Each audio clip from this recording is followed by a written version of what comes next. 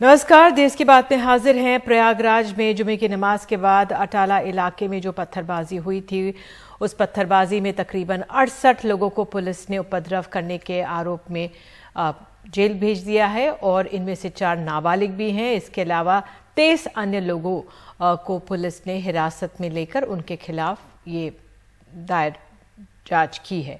आपको बता दें, इस पूरे मामले में जावेद अहमद नाम के व्यक्ति को मास्टरमाइंड बताया गया है और अब सवाल जो मोहम्मद जावेद है उसके घर पर बुलडोजर चलने पर उठ रहे हैं। प्रशासन अवैध निर्माण गिराने का दावा कर रहा है और घर पर नोटिस बताया जा रहा है लगाया गया था। अब बताया जा रहा है कि जो ये संपत्ति है उनकी पत्नी के नाम का एक घर था।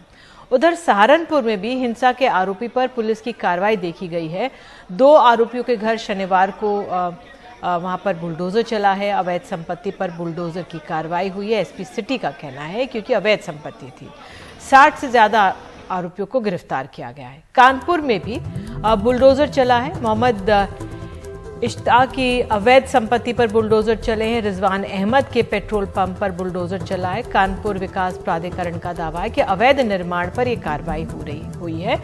तो तमाम सवाल उठ रहे हैं कि बुलडोजर क्यों इतने चल रहे हैं। तो हमारे सहयोगी जो हैं अजय सिंह प्रयागराज में, वो पहले जानकारी दे रहे हैं। आइए सुन लेते हैं कि अजय क्या बता रहे हैं, किस तरह की स्थिति प्रयागराज में है। जुमे के दिन प्रयागराज में जो नमाज के बाद जो पत्थरबाजी की घटना हुई, जिस तरीके का उपद्रव हुआ, उसको लेकर के प्रयागराज की पुलिस ने कुल 91 लोगों को अपने हिरासत में लिया, जिनमें 68 लोगों पर पत्थरबाजी करने और उपद्रव करने का मुकदमा दर्ज किया है, जबकि 23 लोगों की अभी वो जांच कर रही है। सीसीटीवी फुटेज और दूसरे वीडियो फुटेज के जरिए उसकी संलिप्तता जानने की कोशिश कर रही है। इस बीच इस पूरी घटना का मास्टरमाइंड पुलिस ने जावेद अहमद को माना है, क्योंकि उनको लगता है कि जावेद के ही व्हाट्सएप से वो सारी सूचनाएं प्रसारित हुई थी। जो एक सो कॉल्ड बंद करने की एक नोटिस जो चला था कि जुमे के दिन बंद किया जाएगा, तो वो सारा कुछ इन्हीं के जरिए गया था। लिहाजा जावेद को मास्टरमाइंड माना। जावेद को मास्टरमाइंड मानने के बाद पुलिस ने जावेद को गिरफ्तार किया, उन्हें जेल भेज दिया। लेकिन और कड़ी कार्रवाई करते हुए एक कदम आगे जाकर के पुलिस ने जो है, प्रशासन ने जो है, और खास तौर से प्रयागराज विकास प्राधिकरण के तरफ से एक नोटिस जारी की गई, जिसके तहत उनका जो मकान था करेली स्थित, उसे बुलडोजर चला करके 12 जून को ध्वस्त कर दिया गया। लेकिन इस पर कई सवाल खड़े होते हैं। सबसे पहला सवाल तो उनकी बेटी खड़ी करती है, वो बताती है कि नोटिस इसके पहले कभी तामील नहीं कराई गई, जबकि उस नोटिस में लिखा गया था कि 24-25 मई के बाद 9 जून तक खाली करने की एक नोटिस चस्पा करके तामील कराई गई है। वो उनकी बेटी के मुताबिक, उनके परिवार के मुताबिक नहीं तामील कराई गई थी। दूसरे उनके वकील कहते हैं कि वो जो मकान है वो जावेद अहमद के नाम पे नहीं है, बल्कि उनके पत्नी के नाम पर है, और उसे उनके पिता ने जो है वो बतौर गिफ्ट दिया था। लिहाजा उस पर इस तरीके की कार्रवाई नहीं की जा सकती है जो ध्वस्तीकरण की कार्रवाई की गई। और जो नोटिस दिया गया उसमें जावेद अहमद का नाम लिखा है, उनकी पत्नी का नाम नहीं लिखा हुआ है। तीसरा जो बड़ा सवाल लोग खड़ा कर रहे हैं कि आनन फानन में अगर आपको इस तरीके से ध्वस्तीकरण नहीं किया जा सकता था, अगर वो गलत आपको लग रहा था कि नक्शा पास है, उनके वकील कहते हैं, तो आप कंपाउंडिंग का एक नियम है कि आप कंपाउंडिंग कराइए, उसमें तवांग लगाइए, उसमें जुर्माना लगा करके आप उसको अप्रूव करिए, क्योंकि पूरा जो स्क्वायर फीट में मकान बना है 25x60, वो पूरा अवैध तो नहीं हो सकता था, कुछ हिस्सा टू बी डिमोलिश हो सकता था, तो उसको वो करना चाहिए था। उसके अलावा उनके वकील ये भी कहते हैं कि ऐसी स्थिति में जो है वो दूसरे पक्ष को अदालत जाने का भी समय दिया जाता है कि वो अदालत में जाकर अपनी बात कर सके। तो इस तरीके से ये सारा कुछ समय नहीं दिया गया। आनन फानन में एक दिन के अंदर इस तरीके से कार्रवाई की गई, जो उनकी परिवार, उनके वकील इस तरीके के सवाल खड़े कर रहे हैं, और ये ऐसे सवाल हैं जो आगे भी उठते रहेंगे और इसका जवाब प्रयागराज के प्रशासन को देना पड़ेगा। और इस पूरे मामले पर और अच्छी तरह से हमें समझाने के लिए फैजान मुस्तफ़ा मौजूद हैं, संविधान के जानकार हैं, कानूनविद हैं। बहुत बहुत धन्यवाद मुस्तफ़ा सर जुड़ने के लिए। मैं आप ही से जानना चाहूँगी, हमने बताया किस तरह से ये प्रयागराज का मामला सामने आया है और जिस तरह से बुलडोजर चले तमाम मामलों में, आप कैसे देख रहे हैं? क्योंकि जो प्रशासन है वो ये कह रहा है अवैध निर्माण हुआ है। निधि जी, देखिए, 2 प्रिंसिपल हैं कानून के कि justice delayed is justice denied and justice hurried is justice buried. तो अगर बहुत जल्दी न्याय किया जा रहा है, अगर ये मान भी लिया जाए कि ये न्याय बहुत तेजी से हुआ है और ये न्याय था, तो वो दफन करने के बराबर है न्याय को, क्योंकि जो ड्यू प्रोसेस ऑफ लॉ है उसका टाइम दिया जाना चाहिए। देखिए, भारतवर्ष में अगर देखें आप, जो घर बने हैं, कॉलोनीज बनी हैं, वो कितनी अवैध कॉलोनीज हैं, कितने लोग म्युनिसिपल बोर्ड से परमिशन लेके बनाते हैं घर, ज्यादातर नहीं बनाते हैं। आमतौर से इलेक्शंस में बड़ी बड़ी पॉलिटिकल पार्टीज अनाउंस करती हैं कि हम इस बार दिल्ली की इस कॉलोनी को वैध कर देंगे, इस बार उस कॉलोनी को वैध कर देंगे। तो एक तो जो स्विफ्टनेस ऑफ एक्शन हुई है इसमें, जितनी जल्दी में ये मामला हुआ है, मुझे नहीं मालूम कहां तक ये बात सच है कि वो नोटिस मई में दिया गया था और वो नोटिस चस्पा हुआ और उन्हें बुलाया गया। अगर वो है बात सही तो ठीक है, सरकार की बात सही होगी। लेकिन ये कि एक प्रिंसिपल जो हमारे क्रिमिनल लॉ में हमने अडॉप्ट किया, वो है व्यक्तिगत रिस्पॉन्सिबिलिटी। यानी अगर मैंने जुर्म किया है तो मेरे बाप को, मेरी माँ को, मेरे भाई को, मेरी बहन को, मेरी बीवी, मेरे बच्चों को आप उसकी सजा नहीं देंगे। ये निधि जी, जो एक कलेक्टिव सजाएं होती थी कि गांव के एक आदमी ने जुर्म किया और पूरे गांव को उसकी सजा दी जाए, ये तो प्राचीन काल में होता था। क्रिमिनल लॉ तो उससे बहुत आगे बढ़ चुका है, बहुत सोफिस्टिकेटेड और मॉडर्न बन चुका है। अगर हम चीजों में पीछे की तरफ जा रहे हैं, जो लॉ में प्रोग्रेस हुई उस पूरी प्रोग्रेस को हम नकार रहे हैं, तो एक संविधान के विद्यार्थी की हैसियत से, जिसने इतने सालों संविधान पढ़ाया हो, मुझे बड़ा अफसोस होगा कि हम रूल ऑफ लॉ की तरफ आगे बढ़ने के बजाय हम उल्टी डायरेक्शन में जा रहे हैं। सारी बातें सही हो सकती हैं कि हो सकता है ये निर्माण अवैध रहा हो, लेकिन जिस जल्दी से इस पर एक्शन हुआ और इमीडिएटली आफ्टर फ्राइडे प्रोटेस्ट के बाद हुआ, उससे कहीं ना कहीं एक एलिमेंट ऑफ डाउट आ गया। देखिए, एक मैंने प्रिंसिपल आपको तीसरा भी मैं बता दूं, मैंने एक बताया, justice delayed is justice denied, justice hurried is justice buried. तीसरा प्रिंसिपल है, justice should not only be done, it should appear to have been done. इस केस में ऐसा लग रहा है कि जैसे न्याय नहीं हुआ, और अगर देश की काफी बड़ी जनता को और इंटेलेक्चुअल्स और बुद्धिजीवी और कानून के जानकारों को इलाहाबाद उच्च न्यायालय के मुख्य न्यायाधीश जस्टिस गोविंद माथुर ने स्टेटमेंट दिया कि ये बिल्कुल पूरी तरह इलीगल है। अगर ऐसा है तो फिर हमारी पूरी न्याय व्यवस्था और न्याय के कंसेप्ट पर प्रश्न चिन्ह है, जिसे हमें सोचना चाहिए। हर चीज सिर्फ एक डर पैदा करने के लिए करके हम क्या करेंगे कि लॉ की जो रिस्पेक्ट है समाज में, वो रिस्पेक्ट कम हो जाएगी। बिल्कुल और सर, जब लोग आपने अहम बातें की, डर की बात कही, और जो हमारा आदर सम्मान अपने कानून के लिए है वो भी आपने सवाल उठाया। मैं आपसे ये जानना चाहूंगी, इस मामले में अगर दो केस हैं, एक है कि आपने हिंसा की, पथराव किया, अब कहा जा रहा है कि घर से हथियार मिले, कुछ लिटरेचर मिला, लेकिन पुलिस ने, मेरे सहयोगी मुझे अजय बता रहे थे कि भाई वो मीडिया के सामने नहीं रखा है, वो पुलिस ने पाया होगा।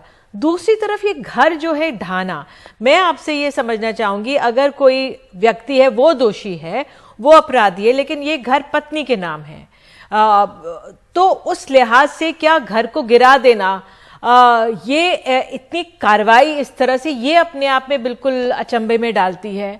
और कंपाउंडिंग भी होता है कि भाई आपको कुछ समय भी देना चाहिए था, फिर अगर आप गिर भी गया है तो भी क्या कानून कहता है। मैं आपसे ये तीनों चीजें एक साथ पूछना चाहती हूँ, तो आप हमें तफसील से समझाएं। सबसे पहली चीज तो ये है कि अगर ये पत्नी के नाम था तो फिर इसके ऊपर कार्रवाई उनके पति के किसी गलत काम के लिए नहीं हो सकती, या बेटी के गलत काम के लिए नहीं हो सकती। पहली बात तो ये। दूसरी चीज ये कि अगर हथियार मिले या कुछ ऑब्जेक्शनेबल लिटरेचर मिला, वैसे हमारी सुप्रीम कोर्ट ये कह चुकी है कि अगर किसी के पास गांधी जी की लिखी किताब मिले तो इसका मतलब वो अहिंसावादी नहीं है, और किसी के पास अगर टेररिज्म वाला लिटरेचर मिले तो वो आतंकवादी नहीं। तीसरी चीज ये कि अब जो कुछ हो चुका उसको जस्टिफाई करने के बजाय अगर हम ये कहें कि साहब ये एक गलती लोअर ऑफिसर से हो गई और सरकार इस मामले को जो है वो ठीक करेगी, तो तो उससे कानून और सरकार की इज्जत समाज में बढ़ती है। देखिए निधि जी, आपको मैं याद दिलाऊं कि जब इमरजेंसी थी तो इमरजेंसी में सरकार की यह पॉलिसी नहीं थी कि कंपल्सरली सबकी नसबंदी कर दी जाए, लेकिन नीचे के जो ऑफिसर्स थे उन्होंने उसको बहुत क्रूअली इन्फोर्स किया और उसकी वजह से फिर इंदिरा जी की सरकार जो है वो चुनाव हार गई। तो अक्सर नीचे के जो ऑफिसर्स हैं उनकी गलती होती है और सरकार की छवि उससे खराब होती है। तो ऐसे में सरकार को अपने ऑफिसर्स को डिसोन करना चाहिए और गलती हो तो गलती मान लेनी चाहिए, ताकि उससे एक हीलिंग टच होता है। मुझे सबसे ज्यादा फिक्र इस बात की है कि देश में रूल ऑफ लॉ हो और लोगों की नजरों में कानून का सम्मान हो। अगर रिस्पेक्ट ऑफ लॉ समाज से खत्म हो जाएगी तो हम पूरी तरह एक अनार्की की तरफ और अराजकता की तरफ बढ़ जाएंगे, और ये पूरा जो कई सदियों का सफर मानवता का रहा है रूल ऑफ लॉ को लाने के लिए, एक रूल ऑफ मैन को हटाने के लिए। ये पुराने जमाने में जब राजा महाराजा होते थे तो राजा की जबान से निकला हुआ हर शब्द कानून होता था। अब ऐसा नहीं होता है। अब कोई इतना स्विफ्ट जजमेंट नहीं हो सकता कि बादशाह ने कह दिया कि इसे फांसी दे दो या इसका घर गिरा दो। अब उसकी एक प्रोसेस है, और ये पूरी ड्यू प्रोसेस प्राइवेसी के जजमेंट में सुप्रीम कोर्ट कह चुकी है कि ये right to life and personal liberty का हिस्सा है। मैं समझता हूं कि इस तरीके से जब स्विफ्ट एक्शन होता है तो हम न्यायपालिका को अपना माइंड लगाने से एक्सक्लूड करते हैं। वो न्यायपालिका के भी विरुद्ध है। जजेस अपना माइंड लगाएं। अगर जजेस को ये लगता है कि ये घर गलत बना था, वो ऑर्डर कर दें और घर गिराया जाए, उस पर किसी को एतराज नहीं होगा। तो एक तो बदले की भावना से कि किसी ने एक गलती की और उसको कहीं और सेटल कर लिया जाए, और पूरा देखिए राइट टू हाउसिंग पे दिल्ली में justice AP Shah chief justice थे, जस्टिस मुरलीधर जज थे, उन्होंने पूरा एक जबरदस्त जजमेंट दिया और उसमें लिखा कि राइट टू हाउसिंग हमारा इंटरनेशनल कमिटमेंट है, इंटरनेशनल इसमें हम वादा कर चुके हैं। जब तक एक अल्टरनेटिव हाउस का अरेंजमेंट ना हो तब तक घरों को न गिराया जाए, जहां अवैध हो वहां प्रॉपर नोटिस दिया जाए। बिल्कुल। अगर नोटिस बहुत छोटा है निधि जी तो वो कोई नोटिस नहीं, तो एक रीजनेबल नोटिस होना चाहिए। और किसी भी सरकार के एक्शन से ये नहीं लगना चाहिए कि सरकार का एक्शन आर्बिट्रेरी है, क्योंकि आर्बिट्रेरीनेस के विरुद्ध जो राइट है वो हमने अब समानता के अधिकार में निहित कर दिया है।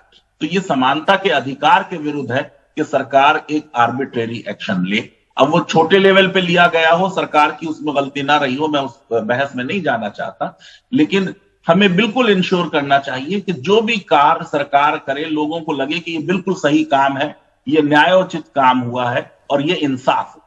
बिल्कुल इंसाफ होता हुआ भी दिखना चाहिए। बहुत बहुत शुक्रिया, धन्यवाद जुड़ने के लिए और जो स्थितियां बनी हुई हैं उनको समझाने के लिए। और देश की बात में आइए हम लोग अब आगे बढ़ते हैं, और आज जो खबर छाई रही वो थी कांग्रेस से जुड़ी हुई। राहुल गांधी आज ईडी दफ्तर में आज दोबारा पेश हुए, इस समय मौजूद हैं, बातचीत चल रही, पेशी चल रही है। इससे पहले आज करीब 3 घंटे पूछताछ हुई है। पहले राउंड की पूछताछ के बाद बताया जा रहा है गंगाराम अस्पताल गए अपनी मां सोनिया गांधी से मिलने, जो वहां पे दाखिल हैं। राहुल गांधी पर नेशनल हेराल्ड केस को मामले में तलब किया गया। इससे पहले सुबह कांग्रेस ने, आपको बता दें, सत्याग्रह मार्च किया। कांग्रेस शासित राज्यों के मुख्यमंत्री भी इसमें शामिल हुए। प्रदर्शनकारियों को तुगलक रोड थाने ले जाया गया, और आपको बता दें इसमें मुख्यमंत्री राजस्थान के अशोक गहलोत, छत्तीसगढ़ के भूपेश बघेल अभी पहुंचे और तुगलक रोड थाने पहुंचे हुए थे। फिलहाल कुछ देर पहले प्रेस कॉन्फ्रेंस भी की है इन तमाम नेताओं ने। हमारी सहयोगी नीता शर्मा सुबह से यहाँ पे मौजूद हैं। नीता, इस समय ईडी दफ्तर से क्या जानकारी निकल कर आ रही है? निधि, कुछ हलचल हो रही है। 3:44 दोपहर को राहुल गांधी जो हैं वो यहाँ पर सेकेंड राउंड ऑफ क्वेश्चनिंग के लिए यहाँ पर पहुंचे थे। ये जो है विद्युत भवन लेन है, ईडी का नया दफ्तर है यहाँ पर। यहाँ से इसके पीछे जाके ईडी का दफ्तर है। यहाँ पे आप देख सकते हैं साफ तौर पे लिखा हुआ है धारा 144 के तहत आप लोग यहाँ पर इकट्ठा ना हो, लीगल एक्शन लिया जाएगा। यही वजह है कि जितने भी कांग्रेस नेताओं को डिटेन करके रखा गया है तुगलक रोड थाने पर, क्योंकि उन्होंने धारा 144 का उल्लंघन किया था। यही वजह है। अभी तक उनकी डिटेंशन ही उनको कहा जाएगा, क्योंकि सीनियर ऑफिसर्स कह रहे हैं कि अभी उनकी ना अरेस्टिंग दिखाई है ना कुछ। जब तक राहुल गांधी की क्वेश्चनिंग यहाँ पर चलती रहेगी वो लोग वहाँ पर डिटेन रहेंगे और उसके बाद उन लोगों को छोड़ा जाएगा। ये एक पहलू है। दूसरा पहलू ये है कि जो ईडी क्वेश्चन कर रही है, ये पीएमएलए के तहत जो है ईडी क्वेश्चनिंग कर रही है राहुल गांधी की। ईडी का कहना ये है कि जो ये सिंपल जो केस है वो चीटिंग, कॉन्स्पिरेसी और क्रिमिनल ब्रीच ऑफ ट्रस्ट का केस है। और बुलाया इसलिए गया है राहुल गांधी को क्योंकि जो यंग इंडिया लिमिटेड कंपनी है, जो पहले एजीएल थी यानी एसोसिएटेड जर्नल लिमिटेड थी, उसकी उसकी जो जानकारियां हैं हासिल करने के लिए, उसके शेयर होल्डिंग पैटर्न्स को समझने के लिए, फाइनेंशियल ट्रांजैक्शंस को समझने के लिए, रोल ऑफ प्रमोटर्स, बताया जाता है कि सोनिया गांधी, राहुल गांधी और प्रियंका गांधी काफ़ी अहम रोल प्ले करते थे यंग इंडिया में, उसके बारे में जानकारी हासिल कर रहे हैं। अगर मैं आपको थोड़ा सा ये केस बता पाऊँ निधि, तो ये 2008 में एजीएल यानी एसोसिएट जर्नल लिमिटेड जो है वो डिफंक्ट हो गई थी। तब उसने ये पैटर्न ढूंढना शुरू किया था कि जो इनकी जो प्रॉपर्टीज थी ऑल अक्रॉस इंडिया, जिसमें जो दिल्ली था, मुंबई था, लखनऊ था, पटना था, उन प्रॉपर्टीज में इन्होंने कमर्शियल जो है उसे रेंट पे दे दिया था। दिल्ली की अगर हम बात करें तो नेशनल हेरल्ड हाउस है बहादुर शाह जफर मार्ग पे, जहां पर दिल्ली में पासपोर्ट ऑफिस चलता है, वो भी इसी के तहत है। इनकी जो रेंटिंग है, इसका जो पैसा है वो इन लोगों को जाता है, इसके बारे में जानकारियां हासिल की जा रही हैं। ईडी का कहना है कि जो ये कंपनी किसी जमाने में 5 लाख से शुरू हुई थी, अब ये 800 करोड़ की हो गई है। हालांकि बीजेपी ने आज इसकी जो बात है 2000 करोड़ तक की बताई थी, स्मृति ईरानी ने जब प्रेस कॉन्फ्रेंस की थी। ये बताया जा रहा है कि एक पासपोर्ट ऑफिस है, दूसरी एक प्रॉपर्टी जो जब्त की गई है ईडी द्वारा पंचकुला में, उसकी प्रॉपर्टी का आंकलन 65 करोड़ का किया गया है।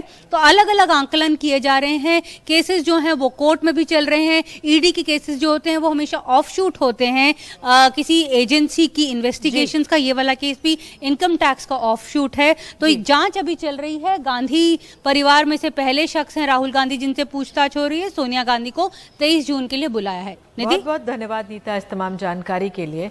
तो फिलहाल देश की बात में हम एक छोटा सा ब्रेक ले रहे हैं।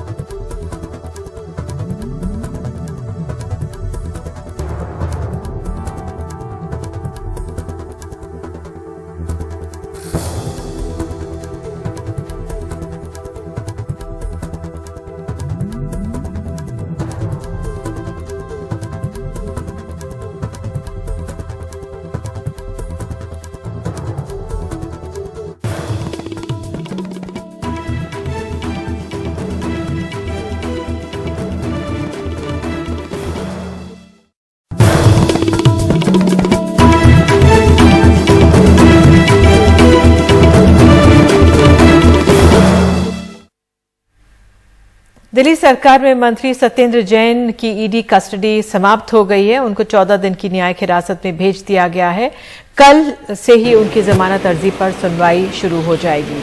दिल्ली की राउज एवेन्यू कोर्ट में आज उनकी सुनवाई हुई थी। सत्येंद्र जैन के वकील ने उनकी बिगड़ी तबीयत का हवाला दिया, जबकि ईडी ने दावा किया कि वो जानबूझकर दवाएं नहीं ले रहे हैं। सत्येंद्र जैन के वकील ने इसे गलत बताया। सत्येंद्र जैन पर आरोप है कि 2015-16 के दौरान जब वे मंत्री थे तब उन्होंने शेल कंपनियों की मार्फत 4.81 करोड़ का घपला किया था।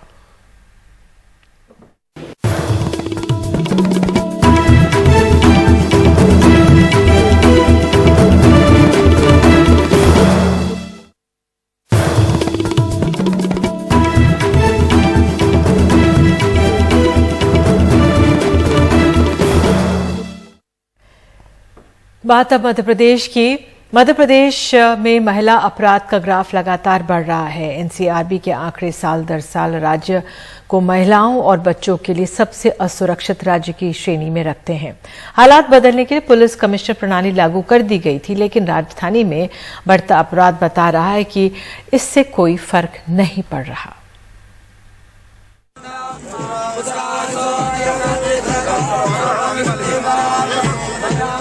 मध्य प्रदेश में हर सरकारी आयोजन से पहले मुख्यमंत्री कन्या पूजन करते हैं। शिवराज सिंह चौहान खुद को बच्चों का मामा बताते हैं, लेकिन उसी मध्य प्रदेश की राजधानी भोपाल में 48 घंटे में टीटी नगर में छेड़छाड़ का विरोध करने पर एक महिला के चेहरे पर गुंडों ने 118 जख्म दे दिए। बैरसिया में 12 साल की बच्ची को बेचने बदमाशों ने उसका अपहरण किया, बोरी में बंद कर ले गए, करंट लगाया और बेहोशी का इंजेक्शन तक दिया। बाद में पुलिस ने उसे रिहा कराया। गौतम नगर में 43 साल की महिला पर उसके पति ने हथौड़े से जानलेवा हमला किया, पूरा चेहरा बिगाड़ दिया और गला दबाकर उसकी हत्या की कोशिश की। काय से हमला किया था? सब ब्लेड मारी है सर। कहाँ, चेहरे पे? जी चेहरे पे। ठीक है, आप क्या चाहते हैं? नहीं सर, न्याय चाहते हैं और कुछ। नवदार नाम का जो व्यक्ति था आरोपी, वो कर्जे से डूबा हुआ था। वो चाहता था कि कहीं से पैसे मिले, उस परिप्रेक्ष्य में उसने बच्ची का अपहरण किया, उसके साथ मारपीट करी। बादशाह बेग जी पर एनएसए की कार्रवाई की जा रही है, आज उस पर एनएसए लग जाएगी। एसआईटी का गठन एक स्पेशल डीजीपी के निर्देशन में कर दिया है, जो कि इसका जल्दी चालान पेश करेगी और ट्रायल भी पूरी की पूरी डीजीपी इसकी देखेंगे, जिससे जल्दी से जल्दी दोषी को सजा मिल सके। इस तरह के जो मानसिक विकृत लोग हैं, इन पर कड़ी से कड़ी कार्रवाई, जैसी इससे भी सख्त कार्रवाई करने के निर्देश सभी जगह पर दिए हुए हैं। सरकार की रस्म अदायगी वाली बातों को राष्ट्रीय अपराध रिकॉर्ड ब्यूरो यानी एनसीआरबी के आंकड़े मुंह चढ़ाते हैं, क्योंकि देश भर में बच्चों के लिए मध्य प्रदेश सबसे असुरक्षित राज्य बनकर उभरा है। साल 2020 में औसतन रोजाना करीब 46 बच्चों को हत्या, दुष्कर्म, अपहरण जैसे गंभीर अपराधों का शिकार होना पड़ा। मध्य प्रदेश में महिलाओं के साथ बढ़ते अपराध में भी कमी नहीं आई है। 2020 में दुष्कर्म के 2339 केस दर्ज किए गए, मतलब रोजाना करीब 6 महिलाएं यौन शोषण का शिकार हुई। जितने भी इस तरह के दुराचारी हैं, उनको तोड़ने का काम हमारा लगातार जारी रहेगा, हम छोड़ेंगे नहीं। इसी पर लगाम लगाने पिछले साल 9 दिसंबर से भोपाल, इंदौर में पुलिस कमिश्नर सिस्टम लागू हुआ था। 12 आईपीएस अफसरों को कमान मिली।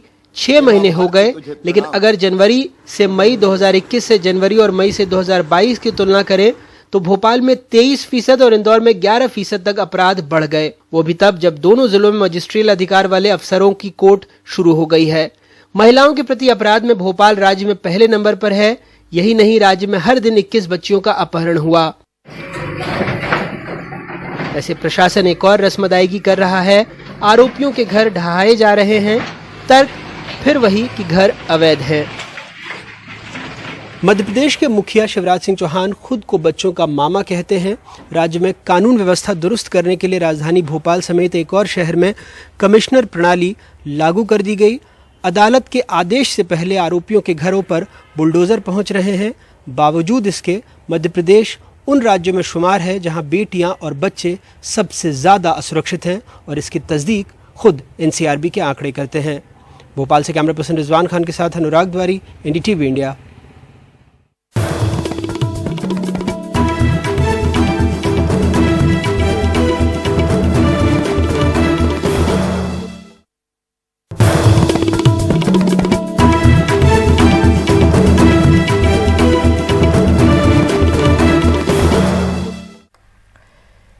तो देश की बात में बात अब कोरोना की। कोरोना के मामले देश में फिर से बढ़ने लगे हैं। पिछले कुछ वक्त में आपको बता दें, 4 से 5 दिनों में देश में जितने मामले रिपोर्ट हो रहे हैं, अब एक दिन में उतने मामले सामने आ रहे हैं। केंद्र को असली चिंता महाराष्ट्र, केरल, दिल्ली, कर्नाटक, हरियाणा, तमिलनाडु, उत्तर प्रदेश को लेकर है।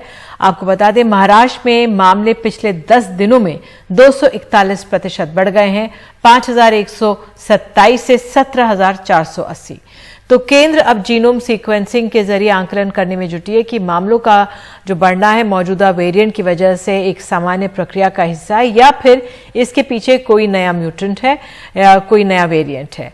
हफ्ते भर में पॉजिटिविटी रेट 3 गुना बढ़ गई है देश भर में। 5 जून को ये 1.3% से बढ़कर अब ये 13 जून को 3.24% पर पहुंच गई है। और इसी के साथ देश की बात में आज के लिए इतना ही। नमस्कार।